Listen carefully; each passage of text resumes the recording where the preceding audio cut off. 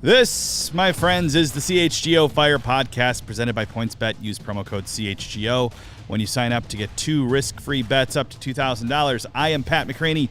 He is Alex Campbell, and things are not good in the Chicago Fire world right now, are they, Alex? No, and so if you're a patron of the podcast, you were aware that we killed the Fire months ago. Killed them. They proceeded then to win like 4 out of their next 5 games and make us look very dumb. We're pretty confident this time, as are the odds makers at 538, that the Fire are toast. Official playoff odds over at 538 down to 8% basically would require the Fire to win the majority and draw the remainder of their games, and there is absolutely no evidence that we should believe that is about to happen. The only evidence that we have to believe it could happen is the evidence that they won when we weren't expecting them to win before. You never quite know with this team, but it does feel like the overall trend is they're somewhere around a 10th place team. And that's pretty disappointing considering the offseason moves that were made this season, because it's just I didn't expect Philly, but I think I expected 6th or 7th. And I think that any Fire fan should expect the bare minimum. I had them in the last playoff spot. Yeah, I think. Should be the last playoff spot. Yeah. And it is, the bar has been for so long, we just need to make the playoffs, and they can't even do in a league where more than half the teams make the playoffs. Now, that's going to change within the next few years as expansion changes. Right now it's exactly half. It's exactly half make the playoffs right now. They lose 2-0 to the Montreal Impact, and I think we should kind of take this game in 3 parts, Pat. The first part is the part where Montreal scores goals. Yes. 2 very nice goals. Mm-hmm. The first one, another example where maybe the Fire should step to the guy shooting and not just have a semicircle of 5 dudes staring as a guy lines up a shot from distance. Guys can hit shots outside the box. Back-to-back weeks we've seen this happen, and Carlos Tehran realizes it too late on this occasion. Yeah. The windup is already going, and then it's in the top corner. No chance for Gaga. And the second goal is just a Romel Kyoto free kick that is just a peach of a strike. It was outstanding. It somehow was not hit that hard, but also did not arc or dip at all. It was just like he just pointed a laser into the corner, and it just slowly traveled that path. Again, no chance for Gaga. The Fire are down 2-0 relatively early. It's not going very well, and then something interesting happens, and this is part 2 of the game. Shaq comes off in the 30th minute with what we later found out from Ezra Henriksen to be tightness and not all that serious.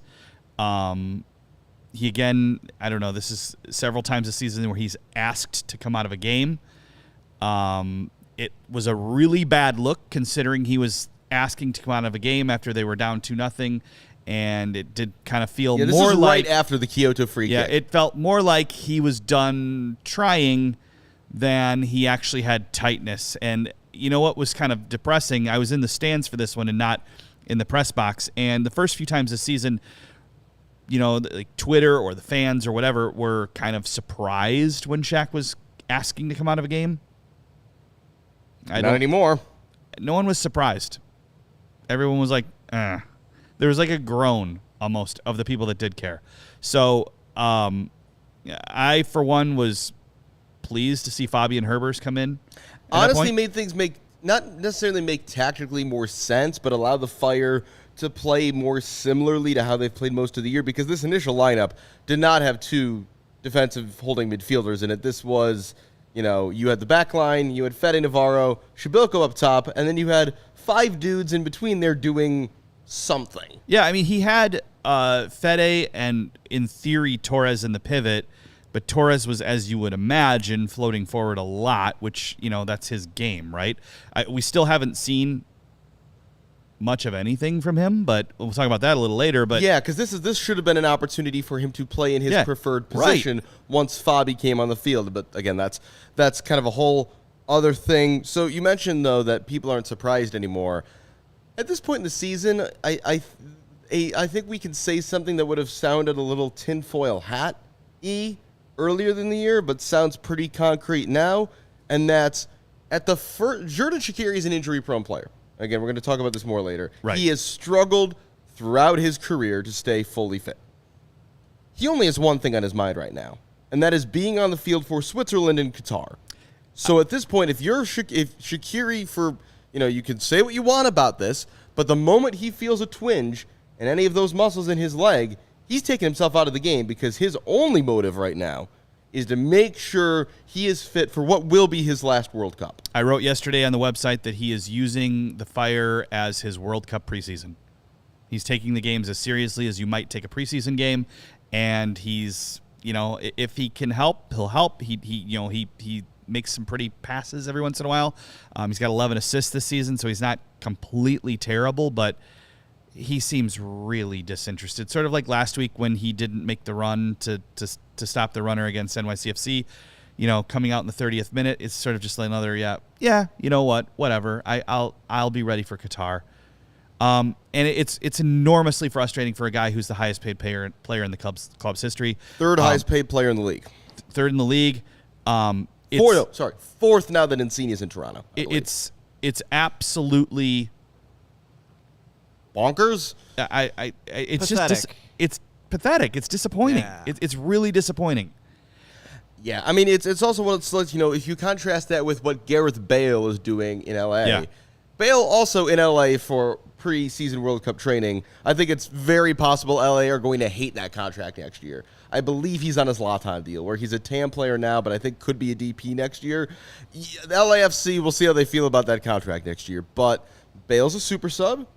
He comes off the bench. He's not asked to be the guy. Now, obviously, LAFC, by record, despite getting blown away by Austin the other night, are the best team in the league.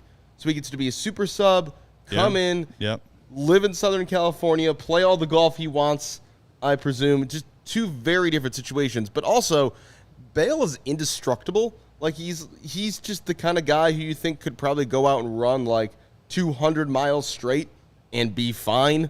It's just kind of how he's built. Yeah.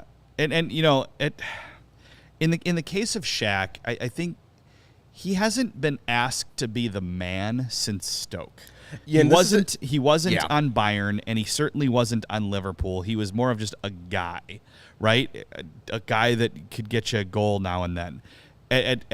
In France, he did nothing from what we, He played only 11 league games for Lyon. Yeah, he wasn't playing at Lyon. And you're asking him to come in, and we're putting all these expectations on him. Ezra talks all the time. Shaq's the kind of player that can, and yet you could sort of see that. But one, he has to be engaged and involved and trying, and two, if his eye is on Qatar and not here, I say rest him. You have a perfect opportunity to sit him Wednesday night and call it squad rotation and play Jairo as the 10. I say do it. And Jairo hasn't done anything else to prove that he should be out there either. I think both of them have been, again for this club under Heights. These are not great DP signings, although I will admit I liked both of these signings. I've said that. They seemed good at the time. I'm not going to shy away from that. So Heights might be wrong, but I was also wrong too. But I let's see Jairo at the 10 and see what he can do. Because I remember watching him in the Mexican League, and he did stuff. He was good. So now he also might have been playing on a whole cocktail of painkillers and stuff to make him feel invincible. A stat I'm going to pull that I was going to save for later in the episode, but I'm going to pull this now. We're just going way off the rundown right now. We're just doing rundowns. Whatever, We'll figure it out. We'll come back to it. We'll circle back. We'll circle back around. Xherdan Shaqiri, if you just take the last European season, which went straight into this MLS season, he's played 39 games between Lyon and the Fire. The last time he played 30 games of any sort in a season was 2018-19 for Liverpool, where he was a squad player, and most of those 30 appearances were off the bench. So even in the best case scenario, the Fire asking him to start 30 games this year and be a top-level contributor was always a bit of an ask. Because to your point, the last time he was the man, it was for a Stoke team that was loaded with dudes who were like flame out high potential guys. Yeah. Like, there was like a bunch of ex-La Masia guys on that team. They got relegated. And, again, that was the last time he was a central figure of a team, and that team sucked.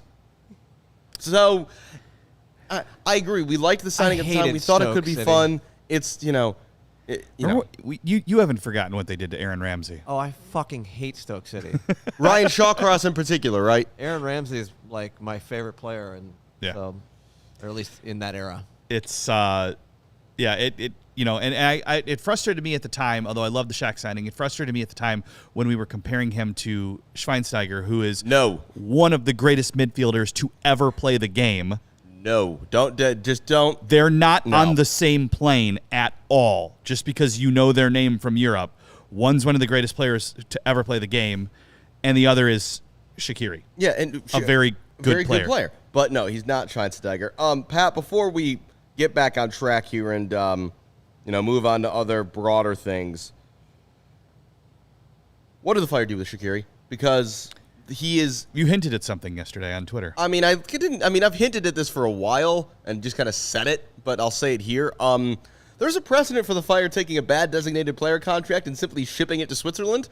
And I would argue that shipping Shaqiri to Switzerland makes even more sense than shipping Nacho Aliseda to Switzerland. Now, you'd have to get a little creative with the math because the Fire technically sold Aliseda to Switzerland. That was not a loan. So I don't know what you'd have to do with the math, but there's at this point, Shaqiri's going to go play in the World Cup for Switzerland. And at his age, with his injury record, his interest in being a 30-game-a-year starter in any league in the world is going to be zero. He's just not going to want to do it. And you can't really blame him for that. So at this point, given the money hit, it feels like money laundering, but you got to find a way to move some money around and just put Shaqiri on Lugano, let him go home to Switzerland, and because $8.5 million on him, the roster spot, a DP slot, this just didn't work. And even though a lot of us thought it was going to work to some degree initially, I think this is an example where all parties have to look at each other, be honest, and say, yeah, this is not what we expected. And it's best for everybody if we don't continue this any longer. I don't know the inner workings of how they could get that done or if they could get that done, but if they could, and if at some point Lugano fans are going to start pushing back if the Fire keep dumping their trash on Lugano. Nacho Aliseda isn't even, I think he was injured, and you said he played in a... Yeah, this is a note also. We're going to talk about George Heitz's record on DPs today again, but we're going to get into the weeds a little bit more than just yelling at clouds, so to speak. But yeah, Nacho Aliseda, was basically a rotation player for Lugano last season, has had some injury that has kept him from being involved in their first handful of league games, so we'll see if he's anything more than a rotation bench option this year, but Lugano so far mid-table in the Swiss league. And who's in first? Rafa Vicky and young boys minus Jordan Pifak, which yes, it's Switzerland, but for a team to sell their still early, but yeah. No, but for a team to sell the Golden Boot winner from the previous year and just keep it going, something's going right over there. Yeah, that's interesting, and that's just a fun storyline. I'm not reading too much into it, considering it's if early they in the win season, the league, we might fun. have to have Rafa on the podcast. I think if it gets to that point, but we digress. There was a game. I'm gonna go off on a tangent here, but it's That's fun fine. for you guys. There was a game earlier this season where I was in the press box next to Brian Sandalo from the Chicago Sun-Times, and things always get weird when I'm talking to him. And he had seen Rafa, who still lived in Wrigleyville at the time, running shirtless, glistening in the sun, and a la Greg Berhalter running around cities pregame as well. He and Rafa is a beautiful man. I think anybody could admit that. Good looking guy. Yeah. Brian was excited about the sighting. I'm like, well, it's a guy no. He's like, it was fun to see. I'm like, did you say anything? He's like, no. I felt weird yelling, hey, Rafa. You remember me? We dealt with the guy wearing masks for 90% of his tenure. It was a weird time. But good for him. He was a good dude. At the end, I think maybe they made the right choice to let him go because it seemed like he had lost the group. But yeah, that was also we just need to move on from the situation. And again, I've harped on this before. I'm not going to go off on this again. And this is nothing against Vicky personally. he should never have been hired.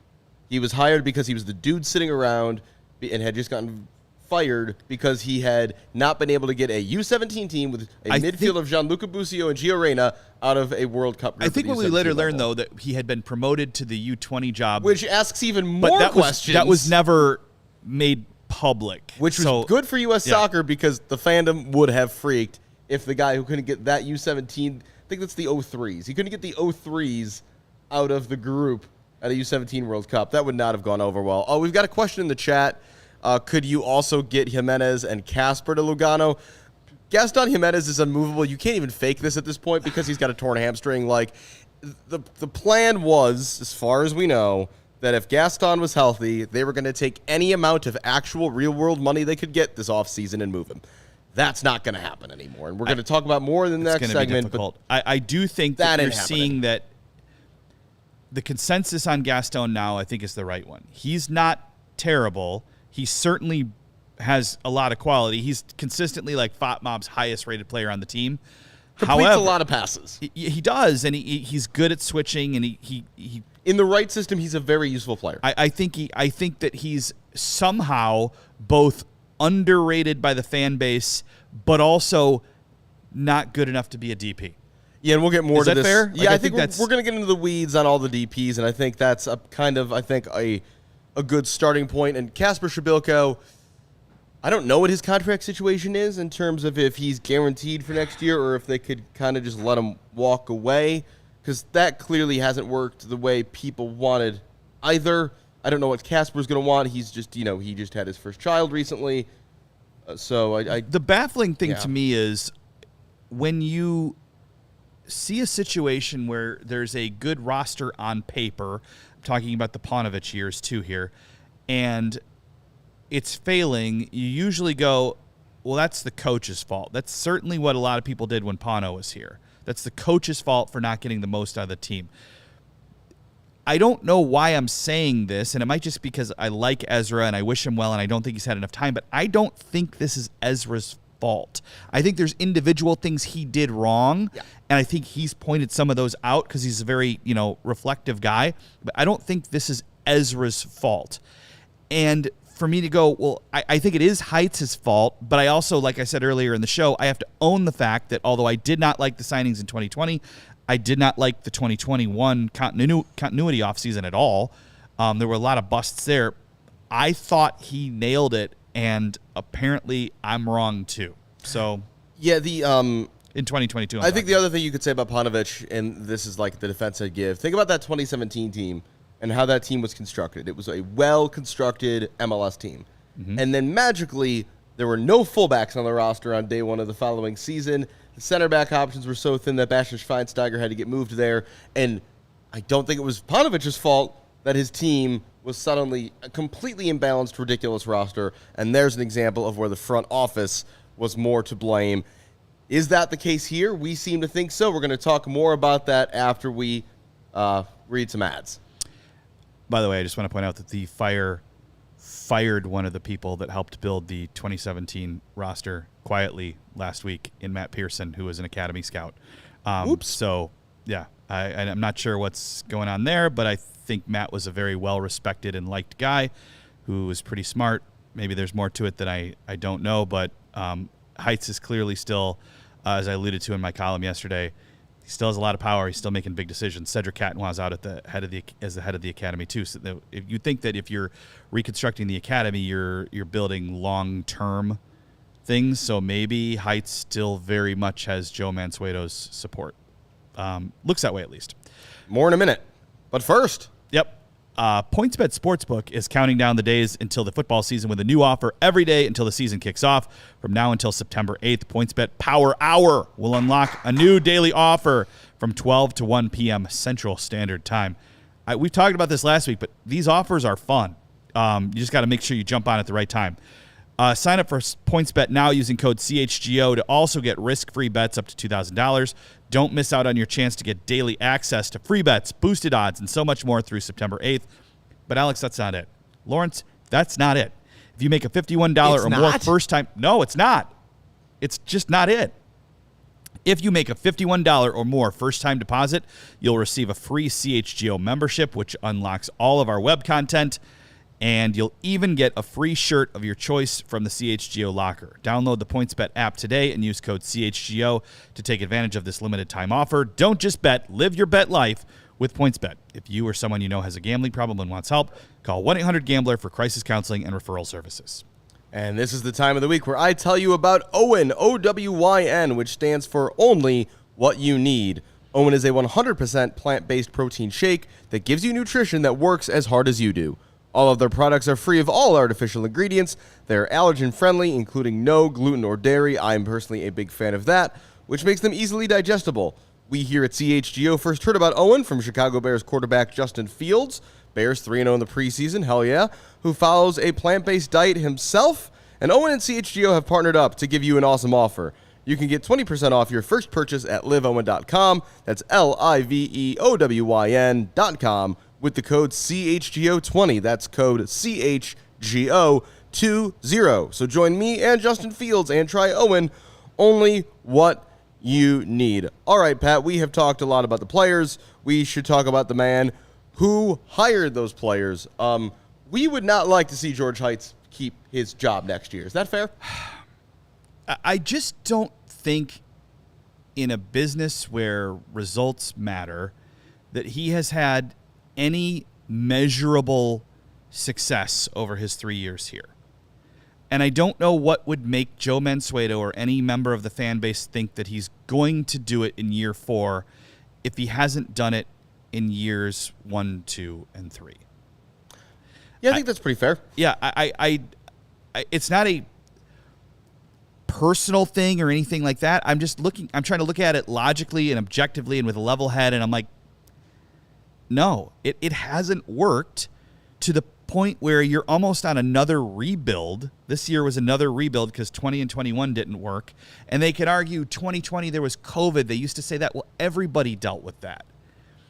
In 2021, he had the continuity plan that we laughed at and brought in guys like Chinonso 04. How'd that work? 2022, he made a splash. Like I said earlier in the show, I supported the moves. I didn't know what I know now about Casper. I didn't know what I know now about Jairo Torres. Where's that money sound? Yeah, and if I'm Joe, sound? I got to be looking at this and going, this guy's spending tons of my money for what end? What has he done? A team that's just as bad as you found it. I'm a patient and level-headed person. If it was a little bit better, if they were sneaking into the playoffs now, I'd be like, no, give him another year. Let's see if he can keep this rolling. Rebuilding that train wreck of a club takes time. But with you're almost supercharged with Joe Mansueto as your owner. He can spend whatever. Well, yeah, the way I've seen it put is he can spend his way out of any hole that he finds himself in. How are they not out of the hole then? How are we still in this predicament? Yes, I would like to see, assuming that they do not make the playoffs and there isn't some sort of late season run in the last 7 games, which I don't see happening. I do not think George Heitz should be back. That assumes that Joe has somebody better with maybe more time in this league in mind to come in and do the job. If you're just going to fire him and then go, well, we don't know what to do now. Oh, I would say don't fire Heitz with no plan. There's got to be a plan, and that's got to be already in the works if you're going to do it. So, and then if like I said before the break, if George is still making monstrous decisions with the fate of the academy, he's still in charge. And if there was any indication, we know that Joe told Brian Sandalo that he likes working with George and wants to, keep him. There's no intent to get rid of him right now. If there's no sign that this is stopping, I would not be surprised if he's back next season. No, not at all. I expect him to be back next season, personally. I would rather that not be the situation, but I assume that's what we'll get. Are we talking about Heitz or Tony La Russa? It could be the same, right? I mean, yes, but the difference is I think Heitz knows what he's doing and has just failed. I don't think Tony knows what he's doing anymore. Yeah, Heitz knows what day of the week it is. Yeah, Heitz is a competent human being. He's just not won soccer games. But if he's back next season, I hope they win MLS Cup and he gets a new contract and he gets to stick around. It's not an ill will thing toward the guy. No. I know that when things get heated, sometimes things really there starts to be like a really sort of almost personal attack on people. You just got to show me some success here. And something. It's not like, I mean, let's look at the DPs here, right? Heights doesn't like when we press him on the DPs. He's like, oh, the big salaries, the DPs, they get that money. I think the last time we spoke to him, he said, well, they get that money because that's what the market commands. But the market commands that money because of a certain level of production that's supposed to come along with these guys. And if you see the successful teams in the league, they all have really good DPs. Also, you can't just say the market when you're operating in MLS, which totally warps and has its own market. And these are the only three. You are allowed infinite money on 3 dudes. Right. As much as you want. So the first one's Robert Barrich, who was, in hindsight, probably the best of the bunch.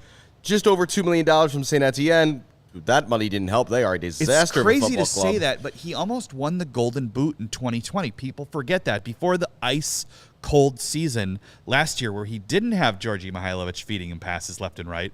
20 goals, 3 assists, and I'm quoting assist numbers here as first assist, not MLS assist. Not the MLS hockey assist? Yeah, correct. So 23 goal involvements in 56 games. Not great, but also not awful. Now, DP level production? No. Potential starting striker? Is that a TAM striker level production? Yeah, we'd love for Kasper Shabilko. Slightly better than Kasper right now, right? Right. So I mean, if that's, it depends what your comp is. Barrich, really streaky. He got released. He now plays in China. No one seemed to have much of a market for him when he left MLS. Not sure what that was about. He was in China? I don't even think I knew that. He was without a club for a while. Now he plays in China. As you know, despite the fact that China significantly restricted how many foreign players could come into the league. If you're not aware, the Chinese Super League paying huge transfer fees and salaries to famous players era is officially dead, except I think Oscar. Oscar is still there for some reason. Nacho Aliseda, first young DP for the club under that new little bucket of money, signed for $3 million from Defensa in Argentina, and he put together a whopping 8 goal contributions in 43 appearances. I think 3 of those were in that one Atlanta game where he won MLS Player of the Week. I think it was 2 goals and 1 assist in that game. Oof. Yeah. Oof. I remember talking to a journalist in Argentina about both Aliseda and Jimenez, and he said Gaston's going to be a solid central midfielder for you. I don't know why you're giving that much money to Nacho Aliseda. We haven't seen him do anything down here. And we didn't see him do anything up here either. He was. This is what's hilarious to me. He was the excuse for why he wasn't good here was that he was homesick. He was away from his mom. Yeah, he moved here. Further away now. Right. Well, I think we'll get to that here in a second. I think maybe the Fire just lost their patience because, to be fair, he was a teenager who left his home country for the first time in the middle of a global pandemic and came to Chicago. That was always going to be tough. The move then that followed really doesn't make sense to your point. The Fire technically made a profit on Nacho Aliseda because there was a $4 million transfer fee from Lugano to Chicago. I do not understand how that's allowed at all. It's one of those things you get with owning another club, I guess. But hey, free GAM, and the Fire would take the free GAM. Gaston Jimenez, the aforementioned, $4.5 million from Vélez Sarsfield. Oof. Not his job to score and contribute goals, but he's only got 8 goal contributions in 65 games. On the assist front, you would have probably hoped for better there. And as we mentioned, he's got a torn quad. He's done for the year and thus has no sell-on value at the moment. He's got a contract next year. All indications are he is going to fulfill it. I don't think, like I said earlier in the show, I don't think he's a bad player. I think he's actually been pretty solid this season.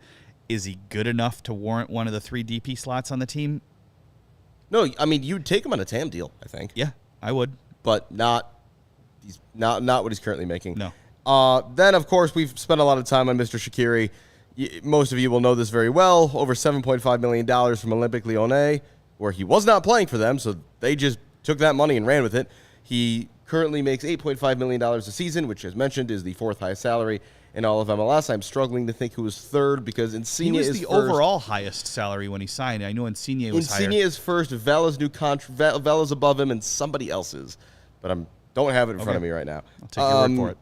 Anyway, we've said plenty. And then Jairo Torres, $6 million from then Mexican champions Atlas. showed up injured and having a bit of a painkiller problem from Pat's reporting. Cool. I don't hold on. Painkiller problem makes him sound like Brett Favre. No, that's not. I phrased that poorly. They were giving him a problem associated with the fact that Atlas were loading up. He did not have a painkiller problem. Atlas had a problem with giving him painkillers to get through the hip injury that he came here with. So he showed up in a problematic state in terms of his fitness. My apologies for the poor phrasing. Yeah. He took a while to get 90 minutes fit. Still doesn't look that good.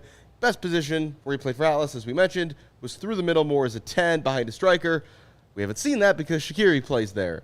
And you can't have another freeloader. They were positive that he was going to work as a winger. We were excited to see it. We've seen it. And I'm not excited about it anymore. Yeah. The team has shown no measurable success.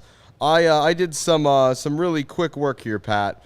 It took about 5 minutes in Microsoft Excel, and it's just look at the Fire's point totals over the years. Should note a couple things here. That 2020 number is projected. They only played 23 games in 2020.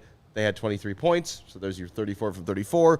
And the 2022 number is currently a projected 38 points on their current pace. So if you take out, I don't even remember why 2012 was so crazy. They had more points that year than the 2017 season, yet accomplished less.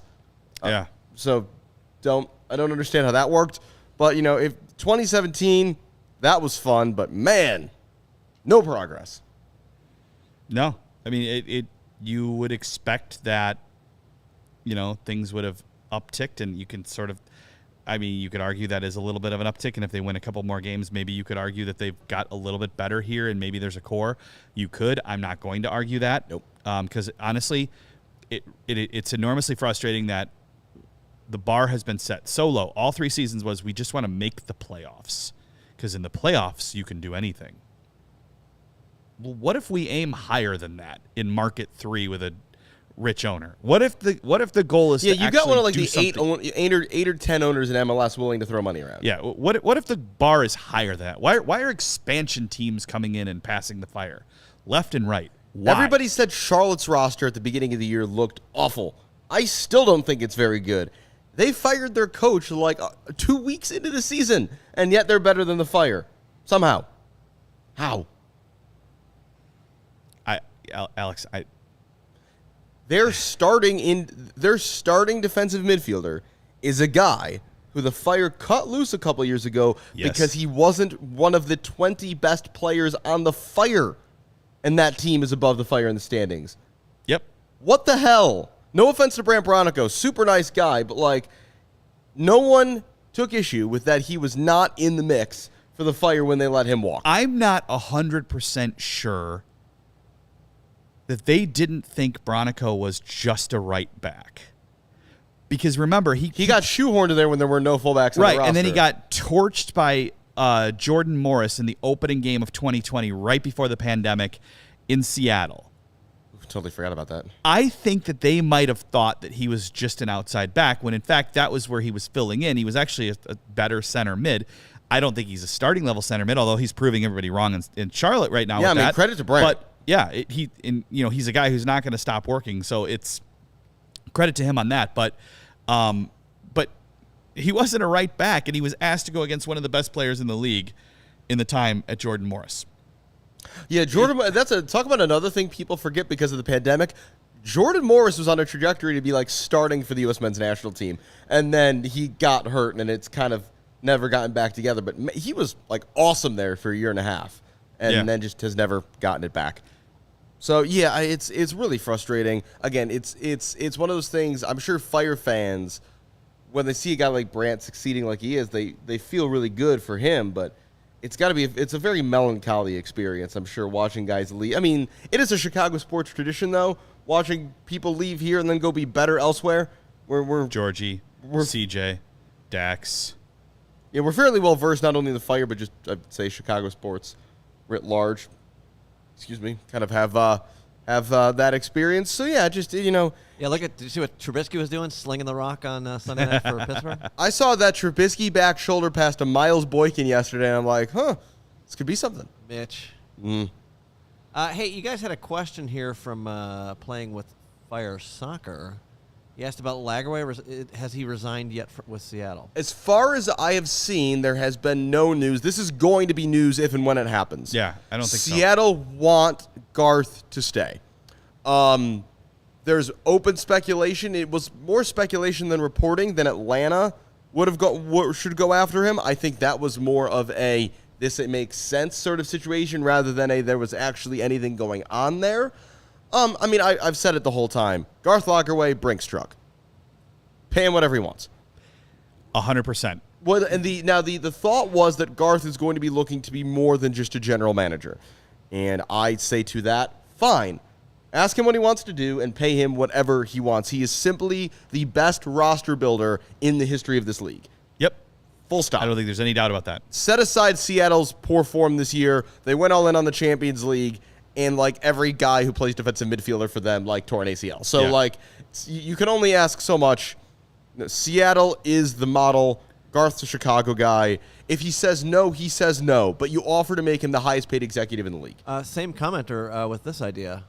There it is. Chicharito is the name I could not come up with. Oh, thank you, TJ.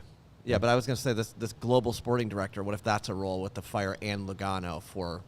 Maybe so I think could be an option for some Garth? precedent for that. I don't hate that idea that he is kind of managing the whole, that he's the organizational sporting director rather than a team director, kind of like what Ernie Stewart does for the national teams. I can tell you this. He was the U.S. men's national team general manager, got promoted to Federation sporting director, and now it's Kate Margraf on the women's side and Brian McBride on the men's side are the individual team general managers.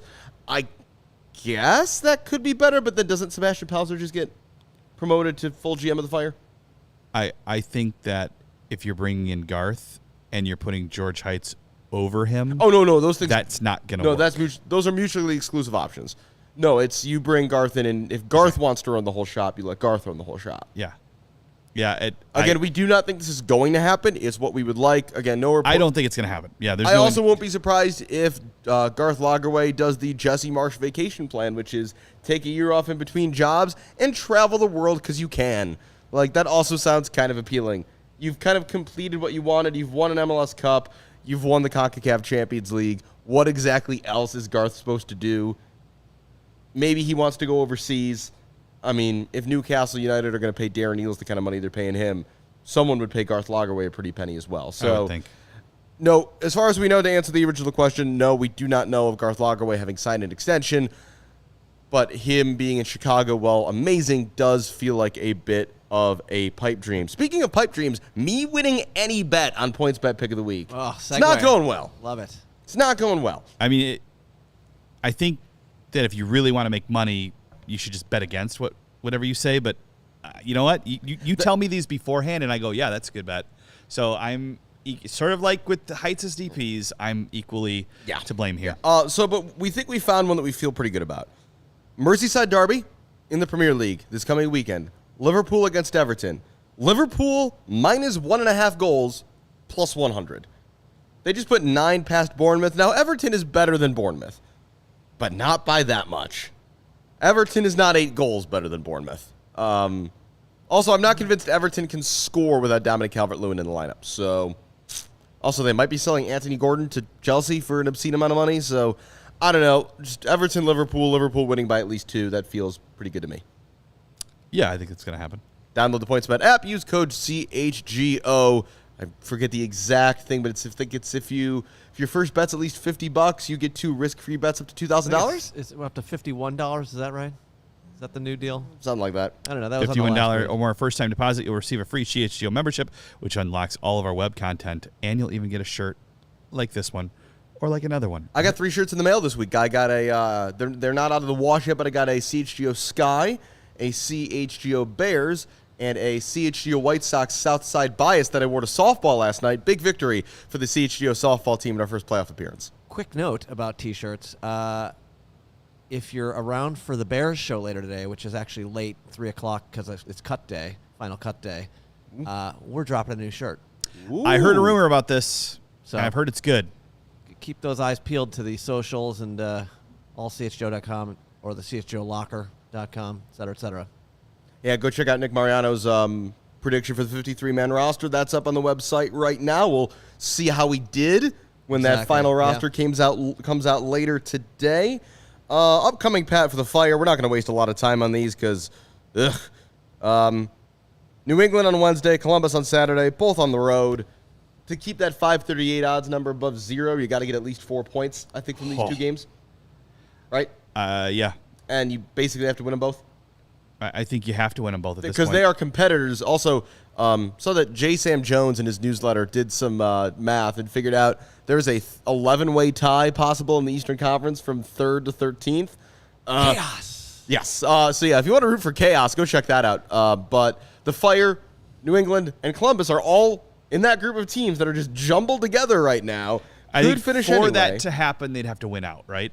The Fire, I think I saw, would have to get to like 10 wins or 13 wins. 13 wins. 13 wins. So 5 out of their next 7. Yeah. As I said, what did I say at the top of the show? And I hadn't even done the math on this. I just felt that it just felt right. They have to win a majority, so that's at least 4, and draw the rest. And that gets them in. Anything less probably doesn't. Toronto aren't going to lose again. Miami have a Gonzalo Higuain who has dialed back the years. They look real good. So that'd be 15 points. That still may not be enough. It might take 16 or 17 more points for the Fire because I think the line is 45 to 48, right? So 45 would be the minimum that you would get in with. I think it might be closer to 46 or 47. So all we can say is that this time next week, when you see us, we will be able to basically definitively say if the Fire are done. I feel like if they are still in. We've kind of been like, oh, we feel like they're done. This time next week, we will know if their playoff hopes, if there's something, if they've got something to play for or nothing to play for. I doubt we will be sitting here next week and still saying, there's a chance. We did say, though, after the 5-game unbeaten streak, the next 3 were going to be very hard, and we'll know if they're a real team or not. And we know now, no. So, the Fire, Pat, sometimes good this year, but most often bad. You know what else that describes? World Cup kits. So we're going to play we're going to call this the good, the bad, and the ugly so far of the leaks we have on kits for the World Cup this winter. First, the good: Mexico, Japan, and Germany. Let's start with Mexico, and they released not only that beautiful away shirt that is under the jacket. That jacket is reversible. It's got the same pattern in green instead of red.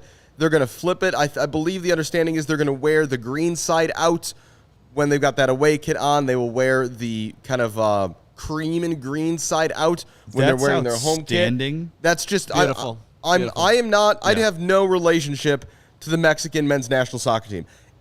If you do and have the money to spend, I would highly encourage you to just buy all of that, just because it's all great. Speaking of also great reversible kits, Adidas is on a theme here.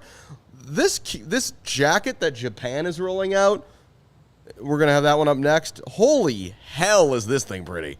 Like, their kits are really good too. Yeah. But, like, I saw people on Twitter yesterday just demanding, hey, Adidas, why is none of this on your website yet?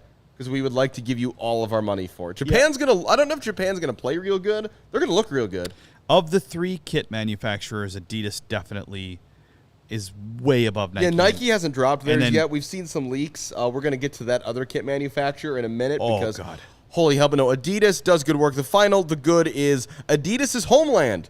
Adidas, as they're called over there. They always give Germany a good Germany always does well, and these kits, there's been talk about, people not liking the middle crest on those leaked U.S. kits. You could do a middle crest well, and this is how you do a middle crest well. That is an outstanding. Das ist gut für die Mannschaft. Yeah, die Mannschaft.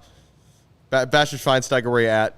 I'm sure he loves these. Also, shout out to the Philadelphia Union for years for an Adidas kit with a center crest. That worked. Mm-hmm. So you can do it. So those are the good. Next up, we have the bad. And the bad is whatever this thing that Adidas has Lionel Messi wearing is. Argentina's home kit, they can't have any fun with, really, because it's basically always the same. So then you get purple flames on the away kit, and also the one they gave Messi is like 3 sizes too big. It's not as bad as the Belgium Guy Fieri flame kit, but I don't hate it. I think this one's all right. Also, I said this on Twitter yesterday, but if anybody watching can help me, if you can Photoshop Kevin De Bruyne as Guy Fieri, I would love to see it. Anyway, and then finally we get to the ugly, and the ugly is simply everything Puma is making. What the hell are those? It's been an anti-Swiss show thus far with we're down on Shaqiri, we're down on Heights. I'm also down on those jerseys. As many people online pointed out, that looks like a "Hello, my name is" tag on the Swiss one. Somebody needs to ask Shaq about this. Like, if he doesn't want to talk about soccer, fine.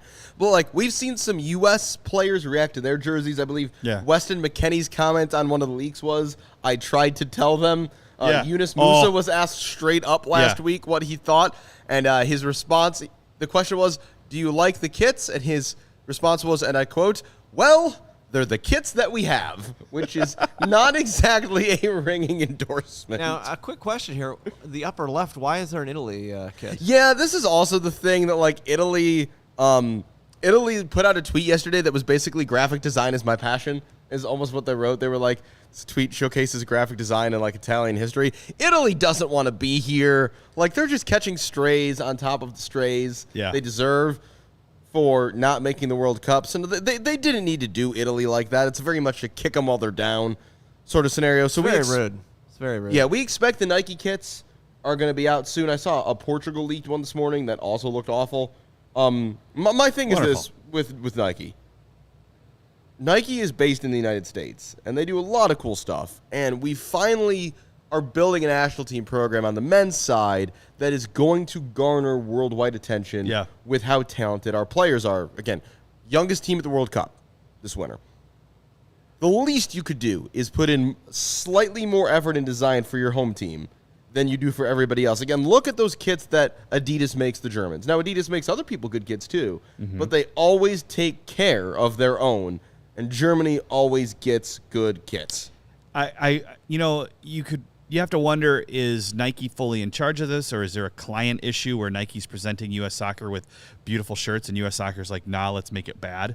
I don't think that's the case. I don't know what's going on. Maybe Nike's like, we don't want to have a good one until 2026 when we're hosting. There's also the pet theory that all of the kit manufacturers are intentionally making terrible kits because everyone wants to be as associated with Qatar as little as possible. So just make this as unmemorable as you possibly can. Adidas didn't get the memo, but Puma and Nike seem to be fully on board. It's whatever's going on. I'm thankful that Adidas put out some decent ones because the Puma ones are garbage. The U.S. ones that we've seen are garbage. I'm sure Nike will have some nice France kits. I haven't seen them yet, but I think they're out there. They always do. They're always simple, but they're always fine. Also, we're not going to get into it though. But is everybody you would expect for France going to be wearing those France kits? There's some weird stuff. If you thought, are you into voodoo? We'll end on this. If you thought past France men's national team scandals were weird, boy, have you seen absolutely I don't know. They've been pretty weird in the past, though. But just if you don't know what we're talking about, just Google or Twitter search Mbappe, Pogba, witch doctor. There's also an MLS connection here to the story because of Paul Pogba's brother who used to play for Atlanta. So yeah, things are weird in France. The kits are mostly bad. Adidas is going to look good. No blackmail this time around, though. So that we know of. So yeah, it's a weird time in Fire World. Again, the team continues to be the team they've always been. To quote the late Dennis Green, they are who we thought they were. And, maybe next year at least they'll be wearing red kits. Maybe that'll be the saving thing. No, it's 2 years away. Why can't we have nice things? You know who does wear red kits? I know who wears red kits. Yeah. Arsenal. The team with 12 points in the Premier League out of 4 games. Uh-huh. Yeah. I know about that. It's honestly, it's way different watching this year's team versus the last, it's very conflicting as a non-Arsenal fan for them to be so fun and for me to enjoy watching them so much. It's entertaining. It's fun. Well, but I just feel like, in the last however many seasons. Oh, hi, Lawrence. Hi, I'm over here. And this is my dog, by the way. Hi, Lawrence's dog. Wait, that's your dog on a shirt? Letty. Yeah, my wife made this for me. That's beautiful incredible. Letty. Excellent She's gift. The cutest. Anyways, Arsenal, they go down 1-0, and in the past, that means they lose. But when it happened, I just felt like, you know what? They're pushing forward, and they're going to tie this, and they're going to win. And they did. And I won a PointsBet bet. I'm sure Arsenal fans will continue to enjoy watching Arsenal. I hope I will enjoy watching Chelsea against Southampton. No, that's okay. This afternoon. Fire fans, if you can find a way to enjoy watching the Fire against New England and Columbus this week, more power to you. Thank you for tuning in to this week of CHGO Fire. For Lawrence, for Pat, I'm Alex. We'll see you next week, and it's going to be what it's going to be. Later.